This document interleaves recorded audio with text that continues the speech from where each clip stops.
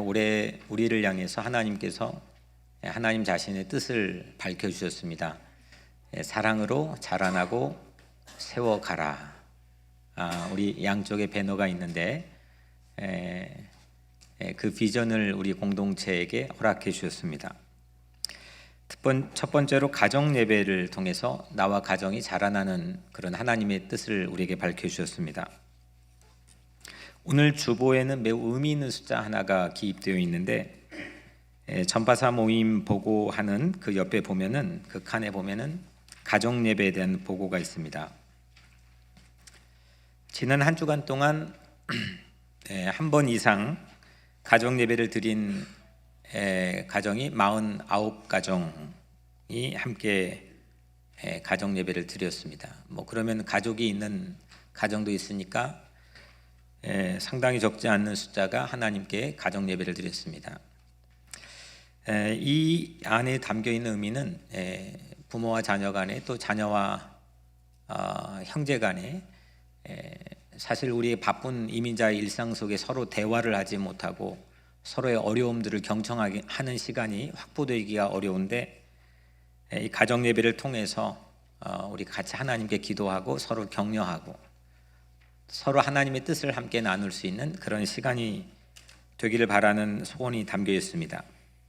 혼자 있는 분들도 우리가 함께 이 가정 예배를 드릴 수 있도록 우리께 배려하고 있습니다. 두 번째로 1인 1사역을 통해서 교회를 세워나가는 것, 이것도 하나님의 뜻입니다. 몇 사람에 의해서 교회가 움직여지지 않고 함께 온 성도들이 이 교회 공동체를 세워나가는 일에 일심전력하는 것, 이것이 이 비전에 담겨 있는 의미입니다. 그래서 이 비전을 우리가 나누기 직전에 우리 교회 공동체 한 사역이라도 교회 안팎으로 감당하고 있는 성도들의 퍼센테이지가 37%였습니다.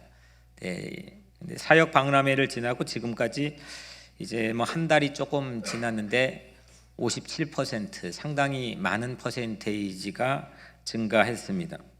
보통 이걸로 따뜻함, 교회 따뜻함의 지수를 판가름하기도 하는데 미국 교회도 마찬가지로 상당히 잘 운영되는 교회도 20%에서 25% 정도 사역 참여율을 보이고 있습니다. 그런 면에서 57%는 상당히 놀라운 숫자이긴 하지만 그래도 여러분들이 올 연말까지 내가 교회 안팎으로 하나님의 나라를 위해서 무슨 사역으로 헌신할까, 이걸 함께 기도할 수 있는 그런 공동체가 되었으면 좋겠습니다. 마지막으로 1인 1전도, 한 사람의 영혼을 사랑하는, 한 사람의 영혼을 관심 갖고 세워주는 그런 비전입니다. 이 비전을 통해 세상을 세워나가는 그런 하나님의 뜻이 우리에게 주어졌습니다. 오늘은 1인 1전도를 함께 나누려고 합니다. 복음서에는 각기 다른 얼굴로 대사명이라고 하는 게 담겨 있습니다. 우선 복음서가 뭐가 복음서라고 하죠? 성경 안에서 마태 복음, 마가 복음, 누가 복음, 요한 복음, 이걸 사복음서라고 부릅니다. 근데 이 복음서의 맨 마지막 부분을 보면은 예수님이 승천하신 얘기가 나옵니다. 그러니까 죽으시고 부활하셔서 하늘에 올라가시는 장면이 나오는데 그 예수 그리스도가 하늘에 올라가기 승천하기 바로 직전에 이 땅에 남겨놓으신 말씀이 있습니다. 이거를 대사명, Great Commission이라고 부릅니다. 대사명은 이제 각 복음서의 가장 그래서 마지막에 소개되는데 우리에게 가장 잘 알려진, 사실 이것만을 우리가 포커스하는데 마태가 전한 대사명, 마태복음에 나온 대사명은 마태복음 28장 18절에서 20절까지 담겨 있습니다. 제가 잠깐 읽어드리면 예수님이 이렇게 말씀하셨습니다. 너희는 가서 모든 민족을 제자로 삼아 아버지와 아들과 성령의 이름으로 세례를 베풀고 내가 너희에게 분부하는 모든 것을 가르쳐 지키게 하라. 볼지어다 내가 세상 끝날까지 너희와 항상 함께 있으리라. 아멘. 그리고 복음서에서 맨 처음에 기록되었을 걸로 거의 생각하고 있는 마가복음, 마가가 전하는 대사명은 마가복음 맨 마지막 장 16장 15절에 담겨 있습니다. 너희는 온 천하에 다니며 복음을 전파하라. 요한이 전하는 대사명은 좀 색다릅니다. 요한을 빼놓고 아까 사복음서 중에 요한복음을 빼놓고는 우리가 공관복음이라고 합니다. 공통적인 관점을 가지고 쓰여져 있는 복음서, 공관복음은 마태, 마가, 누가복음입니다. 근데 요한복음은 뭔가 처음부터도 마지막까지 색다릅니다. 역시 대사명도 좀 색다른 얼굴로 우리에게 소개하고 있습니다. 요한복음 맨 마지막 장인 21장 15절 17절에 부활하신 예수님이 베드로에게 나타나서 3번 반복해 말씀했습니다. 요한의 아들 시몬아, 네가 나를 사랑하느냐? 요한의 아들 시몬아, 네가 나를 사랑하느냐? 내 양을 먹이라. 이 대화를 주고받는 장면이 요한이 우리에게 전해주고 있는 대사명입니다. 사실 이거를 제가 찾아봤는데 마태, 마가, 누가, 요한 이 마지막 부분에 있는 걸 모두 다 대사명이라고 부른 그런 자료들을 찾지는 못했습니다. 그런데 마태복음뿐만 아니라 마가, 누가, 요한이 동일한 승천 직전의 장면을 목격했을 테고 또 내용 또한 거의 동일합니다. 그래서 저는 이거를 사복음서에 담겨있는 대사명이라고 불러도 큰 차이가 없다라고 생각을 합니다. 마지막으로 누가가 전한 대사명입니다. 누가는 의사였습니다. 의사였던 누가가 예수님의 장면들을 보고 기록한 책이 2권이 있는데 한 권은 1편은 오늘 우리가 읽은 누가복음이고 2편은 요한복음 다음에 나온 사도행전입니다. 오늘 읽은 누가복음 마지막 장의 본문도 마태복음에 나와 있는 대사명과 매우 흡사한 내용들입니다. 그래서 이것도 그레이트 커미션, 예수님의 마지막 우리에게 준 대사명의 말씀입니다. 또한 누가가 2편으로 이어지면서 사도행전 초반부에 이 누가복음의 마지막 부분들을 반복해서 담아놓고 있습니다. 승천하시기 바로 직전의 말씀인데 우리가 잘 아는 사도행전 1장 8절 오직 성령이 너희에게 임하시면 너희가 권능을 받고 예루살렘과 온 유대와 사마리아와 땅 끝까지 이르러 내 증인이 되리라. 아멘. 그래서 우리 예수 믿는 사람들, 기독교인들은 어떤 말씀 다 중요하지만 그 중에서 이 말씀을 상당히 소중하게 생각합니다. 그래서 후대의 학자들은 이거를 그레이트 커미션, 대사명이라고 부르고 있습니다. 사복음서가 모두 약간씩 다른 얼굴로 대사명을 우리에게 전해주고 있지만 내용은 동일합니다. 하나입니다. 내용은 대사명은 세상의 모든 국민에게 복음을 전파하라. 이 명령을 예수님께서 우리에게 주셨습니다. 예수님이 우리에게 맡긴 가장 큰 임무는 그래서 전도입니다. 전도. 45절에 오늘 우리 읽은 45절을 우리 같이 한번 다시 읽어볼까요? 45절 시작. 이에 그들의 마음을 열어 성경을 깨닫게 하시고, 이에 그들의 마음을 열어 성경을 깨닫게 하시고, 그들이 누굴까요? 여기에서 제자들이죠. 여기에서 그들은 제자들이에요. 예수님께서 부활하신 다음에 두려움에 사로잡혀 있는 제자들에게 나타났습니다. 그 누가복음 24장 바로 전 부분에 나와 있는 내용입니다. 그리고 그 이어서 제자들에게 몸을 보여주시고 평안을 빌면서 오늘 마지막 말씀을 승천 직전에 해주셨습니다. 그래서 오늘 이 그들은 제자들입니다. 그러면 이 제자들은 2가지 카테고리가 있습니다. 하나는 복음을 전하는 자가 있고 복음을 듣는 자가 있습니다. 이 제자들은 복음을 전하는 자일까요? 복음을 듣는 자일까요?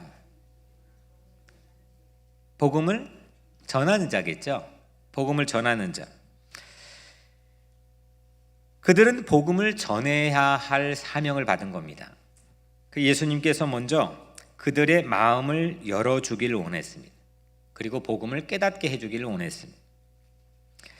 오늘은 복음을 듣는 자도 필요한 말씀이겠지만, 복음을 내가 뭔지 모르니까 그걸 들어야 될 필요도 있겠지만, 오늘 이 말씀의 주된 관심은 복음을 전하는 자에게 주시는 말씀입니다. 여러분들의 마음을 열어주셔서 복음을 전하는 자로서 먼저 복음을 깨닫는 마음이 열려지고 또 복음을 깨닫는 그런 은혜가 있기를 주님의 이름으로 간절히 축복합니다. 맡겨진 임무의 수준에 따라서 삶의 중요성은 달라집니다. 처음에 병원에 간호사로 들어갔는데 초임 간호사에게 중요한 임무를 맡기진 않습니다. 세월이 흘러서 수간호사가 되면 거의 초임 의사에 버금갈 정도로 중요한 임무들을 그 수간호사에게 맡겨줍니다. 마찬가지로 모든 분야에서 동일한 적용이 이루어집니다. 그 사람에게 내가 뭘 맡겼느냐, 나는 어떤 임무를 맡고 있느냐, 이 수준에 따라서 내 삶의 가치가 달라집니다.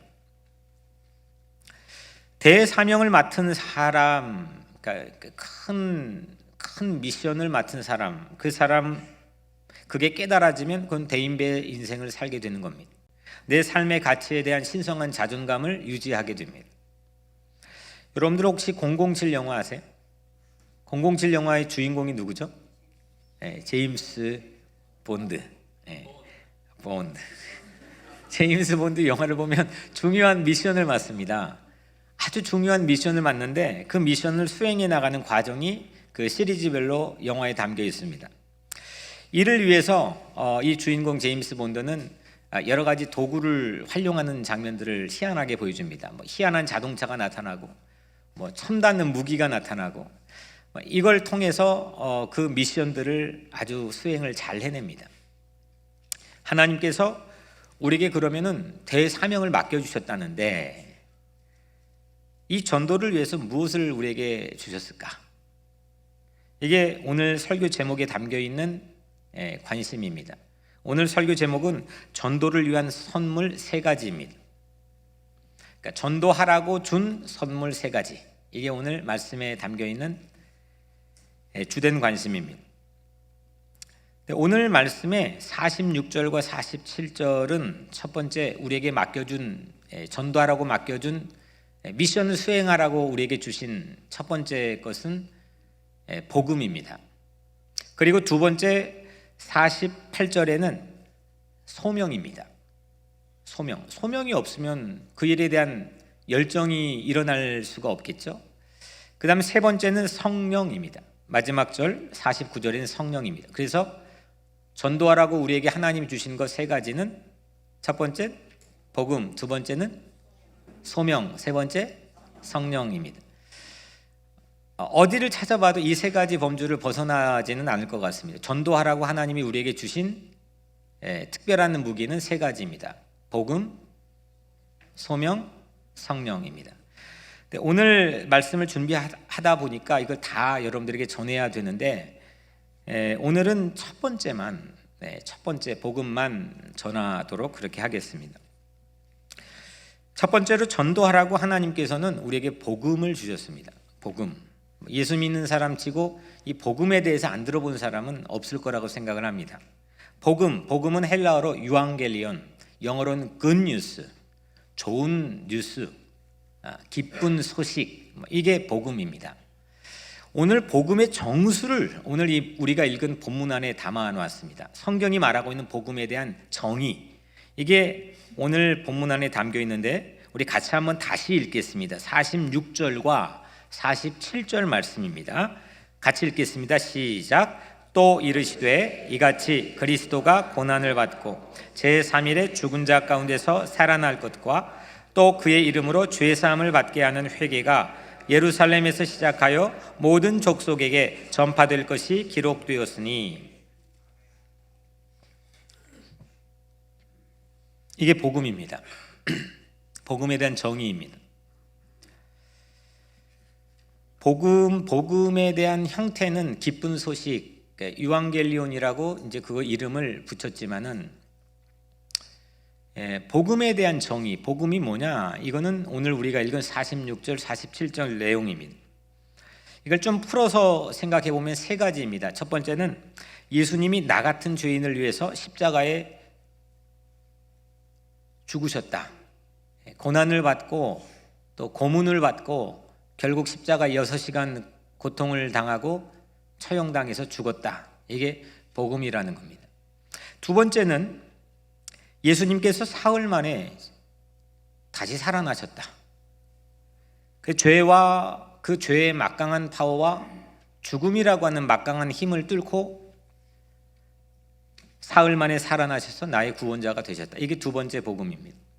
세 번째는 이제 예수 그리스도의 이름을 믿으면, 예수의 이름을 믿고 따라가면 누구든지 죄 사함을 받게 되는 회개를 통해서 나의 죄가 용서받는 길이 열리고 나는 하나님의 자녀로 새로운 삶을 살게 된다. 이게 세 번째 복음입니다.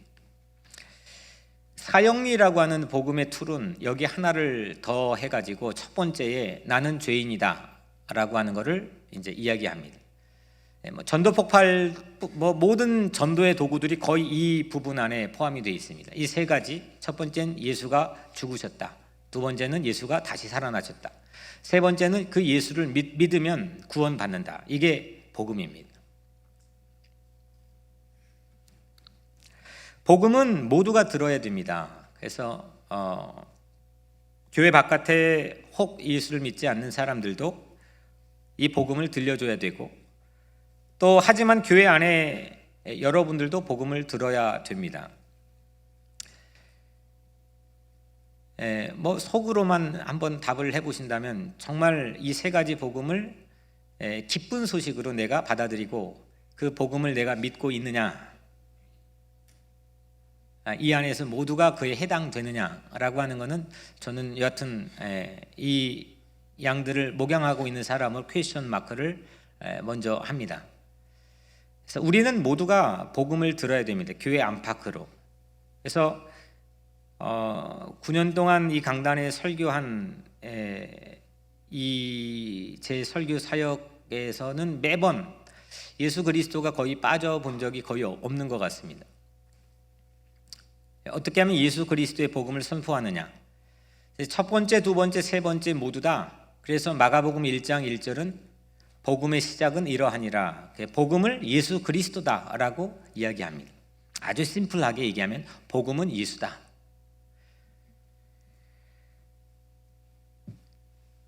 복음을 들을 때 변화가 일어납니다. 복음을 들을 때, 들려줄 때 변화가 일어납니다. 예수 그리스도의 죽으시고 부활하시고 그 이름을 믿는 자들에게 주신 하나님의 자녀의 특권, 이게 들려져야 되는 이유는 복음이 들려질 때 변화가 일어납니다. 그런데 여러분들, 여기까지 제가 이건 하려고 하는 얘기가 아니고, 복음이 들려져야 된다, 여러분들도 복음을 들어야 된다, 그리고 여러분들은 복음을 들려줘야 된다, 이게 오늘 설교의 주된 관심은 아니고 문제가 있습니다. 무슨 문제냐? 이 복음이 정말 여러분들에게 기쁜 뉴스가 되느냐 이겁니다. 복음의 뜻 자체가 good news, 기쁜 소식이라는데 정말 여러분들에게는 이 복음이 기쁜 소식이냐는 겁니다. 복음을 들려줄 때마다 정말 나에게 이게 기쁨으로 들려지느냐 이겁니다. 우선 단적인 예로 지금 표정만 봐도 별로 기쁘지 않은 것 같습니다. 이게 정말 우리에게 중요한 문제입니다. 이게 복음이 기독교인들이 늘 말하는데 복음 말하는데 정말 복음이 기쁜 소식으로 들려지느냐. 수류탄이 있는데, 전 수류탄을 던져본 적이 없지만 수류탄이 있는데 그 핀을 뽑아가지고 던지면 어떻게 돼요? 터집니다. 위력이 대단합니다. 근데 핀을 뽑지 않고 던지면 어떻게 합니까? 그냥 아프기만 하는 거죠. 그 수류탄이 가지고 있는 잠재적인 그런 폭발의 능력은 전혀 우리가 구경하지 못합니다.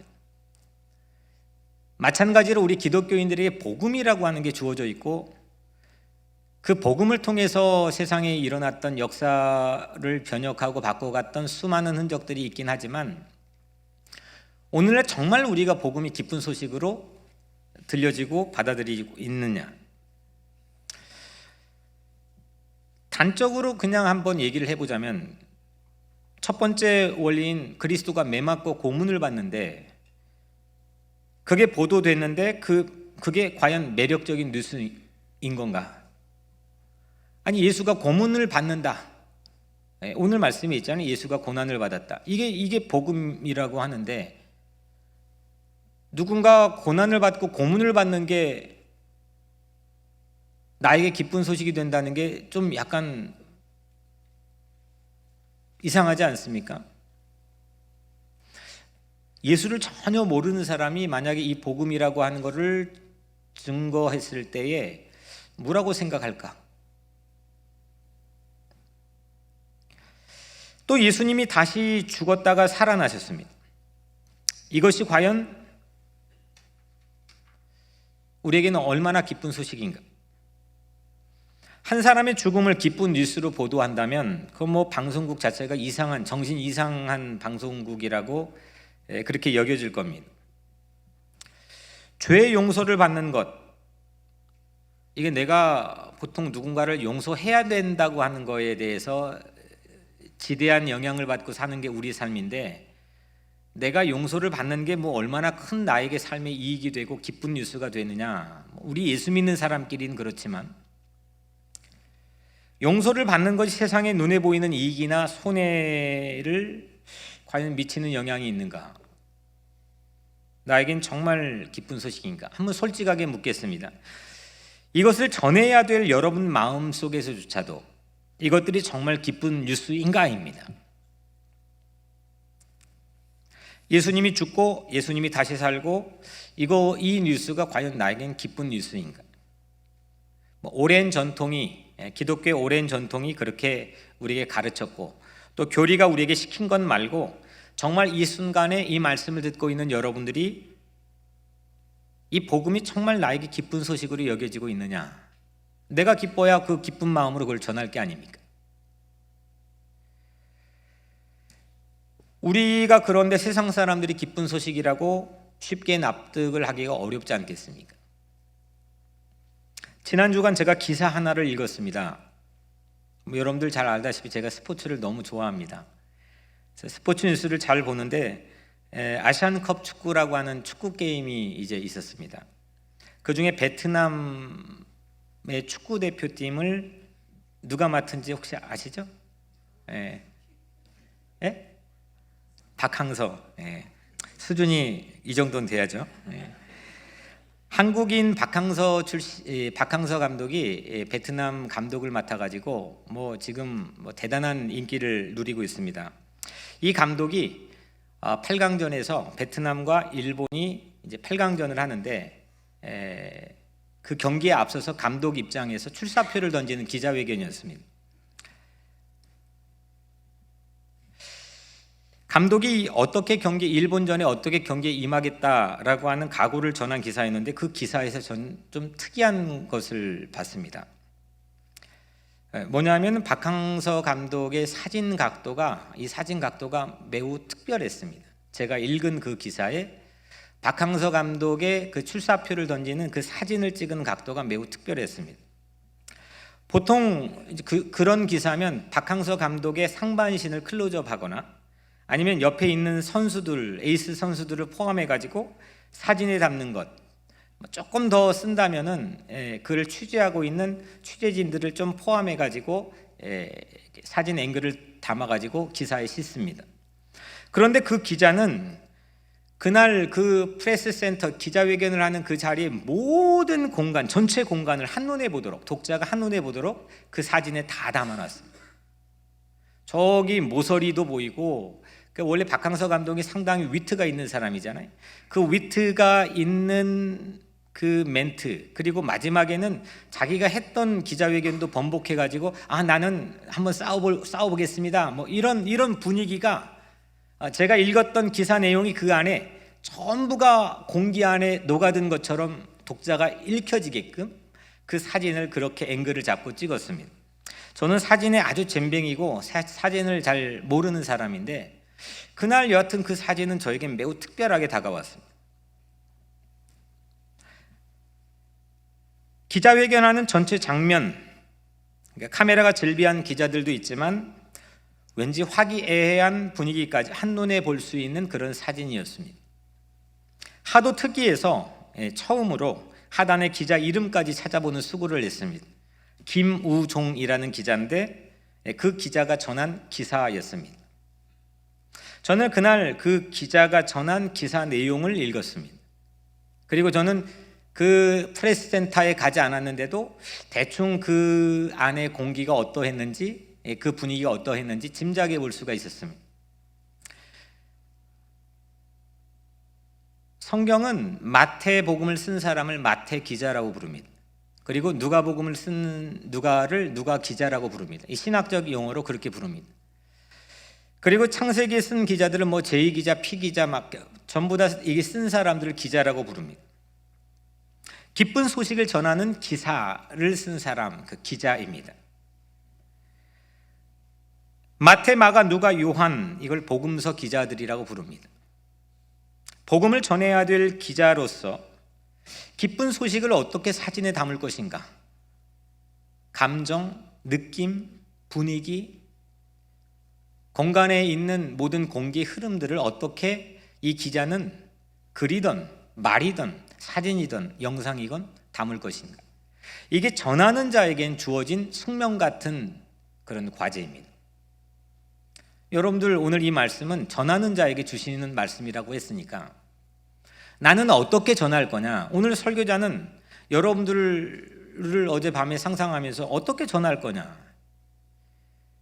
이 본문에 몇 줄 안 되는 본문을 가지고 어떻게 전할 거냐? 시간 때울 거냐? 아니면 이 2000년 전에 예수님이 승천하시기 전에 이 장면들을, 분위기들을 그 제자들의 막 그 패션들을 그대로 살려내 전할 거냐? 오늘 복음을 전해야 될 전도자인 우리들에겐 이건 중요한 숙명과 같은 과제입니다.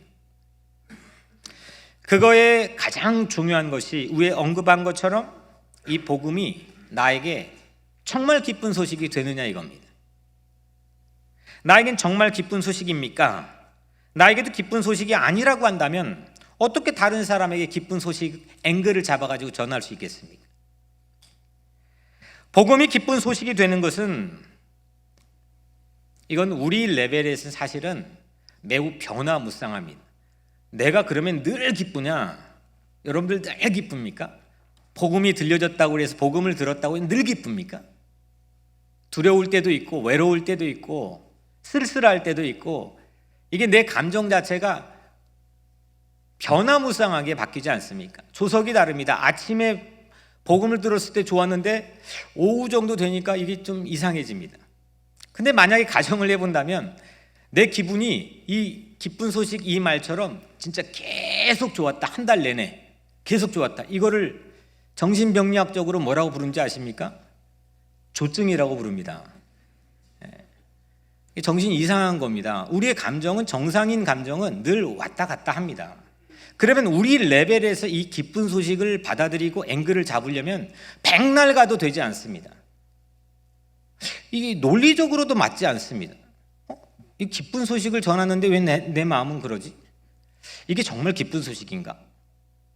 근데 그냥 전하라고 하니까 전하는 겁니다. 물론 바울이 고백한 것처럼 부득불 내가 복음을 전파해야 된다는 고백처럼 내가 정말 피곤한데도 내 마음이 그런데도 우리는 복음을 전해야 됩니다. 이게 사명이고 소명입니다. 하지만 이게 복음을 어떻게 우리가 앵글을 잡을 거냐 이겁니다. 이건 내 앵글로 잡으면 이게 정말 우리에게 혼동을 줄 때가 있습니다. 이게 복음이 진짜 기쁜 거냐? 그래서 오늘 말씀에 주고자 하는 핵심은 복음은 하나님 편에서 볼 때 기쁜 소식이라는 겁니다. 하나님은 우리를 다 알고 계십니다. 그래야 하나님이신 거죠. 우리는 죄인인데 이대로 살다간 저 앞에 절벽이 있습니다. 나는 모르고 걸어갑니다. 내 앵글엔 절대로 잡히지 않습니다. 근데 이렇게 걸어가다가 절벽에서 이대로 쭉 가면은 떨어집니다. 떨어져서 떨어진 다음에 그냥 죽고 끝나버리면 좋겠지만 성경에서 우리에게는 그 떨어진 다음에 얼마나 잔혹하고 참혹한 세계가 펼쳐지는지를 우리에게 알려줍니다. 하나님 카메라로 볼 때 보여지는 앵글들이 복음 안에 담겨 있다는 겁니다. 사람은 안 보입니다. 나도 나를 못 보는데. 그럼 오죽 가면은 예수님 오시기 300년 전에 그 가지고 있는 철학적인 사고의 틀 자체가 지금까지 영향을 미치는 소크라테스의 대명제 뭐라고 했죠? 너 자신을 알라. 나를 아는 게 내가 뭐 가장 잘할 것 같지만 내가 어떻게 압니까? 아니 신체적으로 내 등도 못 보는데 내가 나를 어떻게 압니까? 내가 나만 안다고 해도 내가 이렇게 주눅들거나 불안하고 걱정 근심에 쌓여 살지는 않을 겁니다.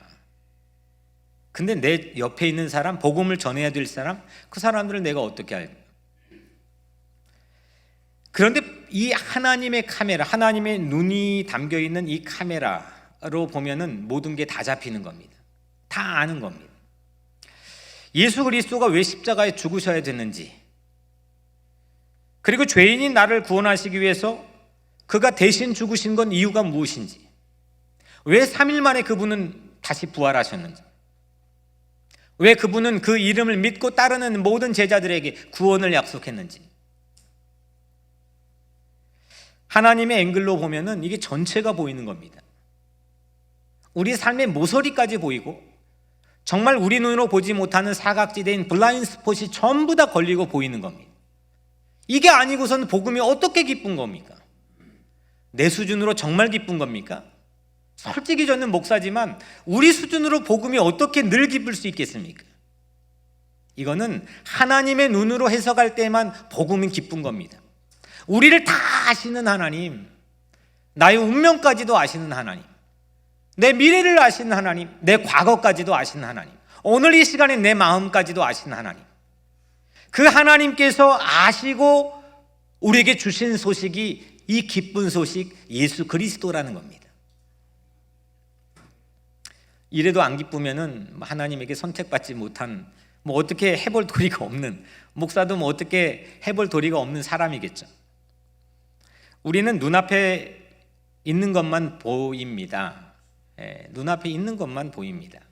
눈앞에 있는 것도 못 봅니다. 내 선입견과 편견 때문에 사실은 눈앞에 있는 것도 못 봅니다. 그런데 하나님은 시작부터 끝까지 모든 것을 한눈에 보고 계십니다. 그래야 하나님이신 거죠. 눈 가리고 아웅할 수 있는 대상을 우리가 믿고 있다면 그건 하나님을 믿고 있는 게 아니고 내가 믿고 싶은 거를 믿고 있는 거겠죠. 우리 앞에 예수 없는 운명, 예수 믿지 않는 운명을 하나님은 다 보고 있습니다. 하나님이 없다면, 하나님이 있지 않다면, 하나님을 믿지 않는다면.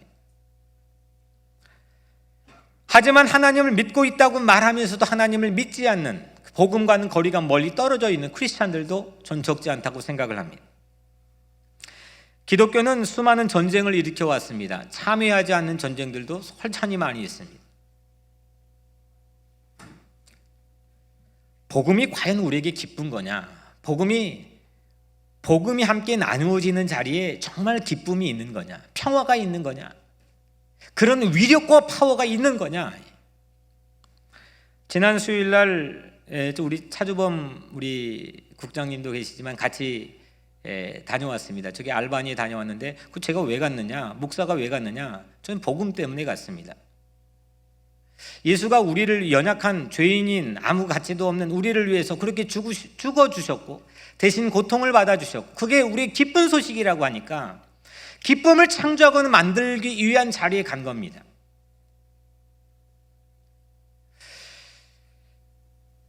물론 전도는 전도지를 가지고 사람들이 전도를 하는 것도 물론 아주 의미 있는 전도의 모습이겠지만 우리의 삶이 전도가 되어야 됩니다.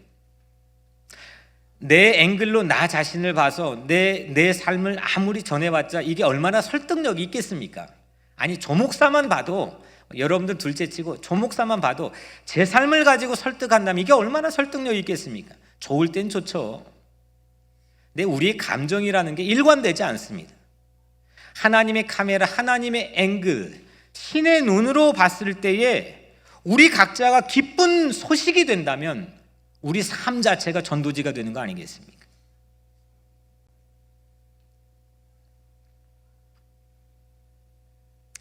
절벽을 향해 걷고 있는 조마조마한 순간, 내가 절벽인지 아닌지 모른다니까요. 근데 막 걸어갑니다. 제3자적 시점으로 보면 조마조마한 순간입니다. 이 순간에 절벽 반대편에 있는 하나님의 나라, 하나님의 국가, 우리가 그리 소원하고 염원하는 하나님의 나라, 그 나라를 건너뛸 수 없는 우리에게 다리가 되어주신, 브릿지가 되어주신 예수 그리스도의 십자가, 그 죽으심, 그걸 만약에 전체적인 조망을 할 수 있는 앵글로 만약에 우리가 본다면 이건 정말, 이런 드라마가 어디 있습니까? 이런 극적인 기쁜 소식이 어디 있습니까? 플로리다에서 목회할 때 만난 분이었습니다. 그분은 은퇴한 의사였습니다. 한국의 최고 고등학교를 졸업했고 또 한국의 최고 대학교를 전체 수석으로 졸업했습니다. 미국에서도 최고 명문대에서 공부해서 평생 의사로 복무하다가 은퇴하신 분입니다. 이분이 은퇴하고 플로리다로 여생을 보내기 위해 오셨습니다. 그리고 어쩌다가 예수 믿기 위해서 온 건 아니고 심심하니까 우리 교회로, 친구 권유로, 제가 섬기는 교회로 어느 날 오셨습니다.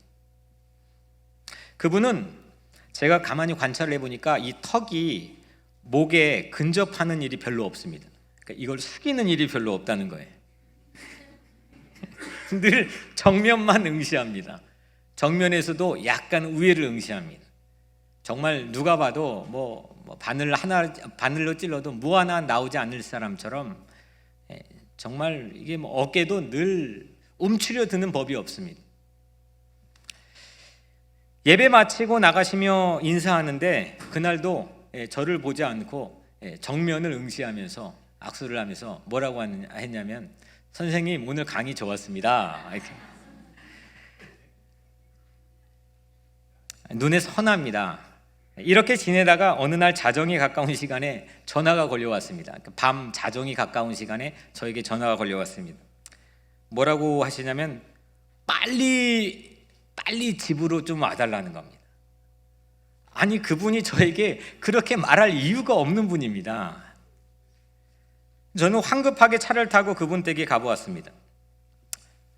여러분들 플로리다 바다가 얼마나 아름다운지 모르시죠? 그 플로리다 바다가 바로 이 집 문 앞에 쫙 펼쳐져 있고 정말 이 환상적인 집입니다.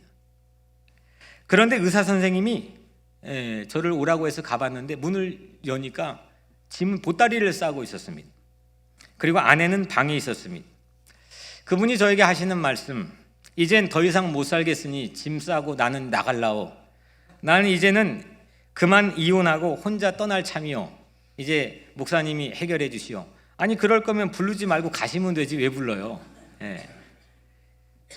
여하튼 그날 저는 베란다에 그 남편 선생님을 모셔두고 또 안방에 그 사모님, 우리 아내를 모셔두고 이쪽 가서 한참 얘기하다가 또 들어가서 한참 얘기하다가 그러다가 정말 날이 샜습니다. 들어보니 두 분은 한 집에서 각방을 쓴 지가 무려 40여 년이었습니다. 저는 이 일 이후로 그렇게 환상적인 집을 가진 교우들을 갈 때마다 유심히 들여다보니까 아니나 다를까 별로 멀쩡한 집안이 많이 보이지 않았습니다. 아, 이게 환경이 사람의 행복을 보장해 주는 건 아니구나 라는 것을 그때 목격했습니다. 다행히 그분이 짐을 풀고 주저앉았습니다. 그리고 이후에 그 남편 되신 분께서 김모 선생님이신데 복음을 받아들였습니다. 저랑 성경 공부를 하시다가 복음을 받아들였습니다. 그리고 세례를 받았습니다. 세례를 받고 눈물을 흘리면서 그분이 간증을 하시는데, 하나님의 은혜를 간증하시는데 복음이 왜 나에게 기쁜 소식이었는지, 자기 어린 시절부터 2등을 해본 적이 없고 늘 1등을 하면서 여기까지 왔던 인생에 복음이 왜 나에게, 내 개인에게 기쁜 소식인지 마치 그 이어령 톤으로 저에게 간증을 해주었습니다. 모두 다 눈물을 흘리면서 감동을 받았습니다. 하나님의 카메라에 담겨있는 복음은, 여러분들 하나님 카메라에 담겨있는 복음은 모든 사람들을 변화시키는 줄로 믿습니다. 그것도 궁색하고 찌질하게 변화시키는 게 아니라 아름답고 정말 고상하고 멋지게 변화시키는 줄로 믿습니다. 진짜 크리스찬, 하나님께서 우리에게 복음을 담아주셔서 우리의 삶을, 우리의 운명을 바꿔주신다면 여러분들이 각자의 삶은 정말 아름답고 고귀하고 찬란한 빛이 담겨있는 그런 운명을 가진 사람으로 변화된다는 겁니다. 이게 성경이 우리의 신앙 안에 주고 있는 중요한 복음의 메시지입니다. 도무지 이 사람은 불가능할 거야, 이건 안 될 거야 라고 하는 사람들에게도 복음은 그들을 변화시켜 주시는 줄로 믿습니다. 물론 복음이 하나의 제국주의적인 도구로 누군가를 공격하기 위한 도구가 되어버리면 그거는 상대에게 이건 엄청난 이 피해 의식을 입히게 할 수 있는 그런 무기가 될 수가 있습니다. 그런 역사적인 흔적도 적지 않게 있습니다. 하지만 예수님이 우리에게 주셨던 복음은 사랑입니다. 평화입니다. 그것이 복음의 열매입니다. 빌립보서 4장 13절 말씀, 내게 능력 주시는 자 안에서 내가 모든 것을 할 수 있느니라. 아멘. 오늘 우리가 외울 말씀인데, 나에게 능력 주시는 자 안에서, 예수 그리스도 안에서 내가 모든 것을 할 수 있다. 복음은 우리에게 모든 것을 가능하게 하는 능력이 담겨 있는 걸 믿습니다. 예수 그리스도는 우리에게 그런 복음을 주셨습니다. 그리고 예수 그리스도가 복음입니다. 예수가 왜 나에게 늘 기쁜 소식인가? 그건 내 심리로 찬양을 막 열심히 했더니, 막 기도를 막 했더니 막 내 심리가 뜨거워졌다. 그래서 복음은 나의 기쁜 소식. 이거는 우리 수준의 10%도 되지 않는 우리 수준에 대한 해석이고, 그걸로는 절대 복음이 여러분들의 일생의 기쁜 소식이 되기가 불가능합니다. 하나님의 앵글과 카메라로 복음을 비춰야 됩니다. 그럴 때 내 인생에 이게 진짜 나에겐 기쁜 소식이구나. 내가 정말 슬플 때에도, 내가 억울할 때에도, 내가 정말 고립될 때에도 하나님이 나에게 복음을 주셨구나. 우리에게 전도하라고 주신 이 복음, 이건 모든 역사와 한 사람의 인생의 운명을 바꿀 수 있는 어마어마한 선물입니다. 내 수준에서 보면, 이건 내 레벨에서 보면 밍숭맹숭한, 또 우왕좌왕하는, 또 나와 별 관련이 없는 뉴스 같아 보일 때가 있지만, 하나님의 카메라로 앵글을 잡아보면 예수 그리스도의 십자가, 이거는 어마어마한 대양입니다. 예수 그리스도의 대속, 이건 어마어마한 대양입니다. 예수 그리스도의 그 사망의 권세를 깨뜨리고 이기신 그가 살아났냐? 아니야, 이 팩트 체크는 사실 중요하지 않습니다. 그가 만약에 복음의 이 기쁜 뉴스를 나에게 들려줬다면 이건 나에게는 강하고 담대하게 세상을 살아갈 수 있는 어마어마한 용기를 제공해 줍니다. 그리고 그의 이름을 믿는 자에게 죄 사함을 받는 구원이 한눈에 보여지는 기쁜 소식으로 우리에게 들려집니다. 전도하라고 준 복음이 바로 여기에 있습니다. 한 사람을, 한 영혼을 전도하는 것은 새로운 국가를 빌드업하는 일입니다. 수많은 무리들을 놓아두고 그 국민을 치리하는 게 국가의 빌드업이 아닙니다. 한 사람을 바라보는 것, 한 사람의 가치를 소중하게 여기는 것, 그거에서 하나님 국가의 빌드업은 시작이 되었습니다. 하나님의 나라를 세워가는 사명을 우리에게 맡겨주셨습니다. 이 사명을 위해 왕이신 하나님께서 여러분들 각자에게 복음을 맡겨주신 줄로 믿습니다. 이 중요한 사명, 대사명을 맡겨진 여러분들의 삶의 가치는 또 그만큼 대인배, 놀라운 삶의 가치를 품고 있는 줄로 믿습니다.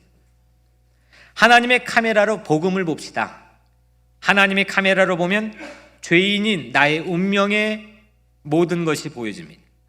하나님의 카메라로 복음을 보면 예수 그리스도의 십자가가 나를 살려줄 유일한 다리가 되는 것을 보게 됩니다. 하나님의 카메라로 복음을 보면 예수 그리스도의 부활이 이 땅의 모든 억압하는 사망의 권세를 이기고 우리를 구원하는 승리를 보게 합니다. 복음은 승리에 관한 뉴스입니다. 이것은 내 승리뿐만 아니라 우리의 승리입니다. 누군가의 승리가 되도록 하는 것이 우리에게 맡겨진 대사명입니다. 사랑하는 성도 여러분, 여러분 대사명을 맡은 중요한 사람입니다. 예수님이 중요한 임무를 맡길 정도로 가치 있는 사람이란 뜻입니다. 그것을 증명해 보십시오. 이 임무 수행을 위해 주신 복음을 가지고 한 사람에게 전도합시다. 그 사람을 살리기 위해 전도하는 것은 하나님을 기쁘시게 하는 일입니다. 그 사람이 천인공노할 죄가 있는 사람일지언정, 닥카드리머일지언정, 누구일지언정, 외로운 사람도 병든 사람도 그 사람을 살리기 위해 복음을 전파하는 것, 복음을 들려주는 것, 복음을 맛보게 하는 것, 이게 하나님을 기쁘시게 하는 일입니다. 한 사람에게 복음을 전하는 한 주간이 되시기를 주님의 이름으로 간절히 축복합니다. 기도하겠습니다.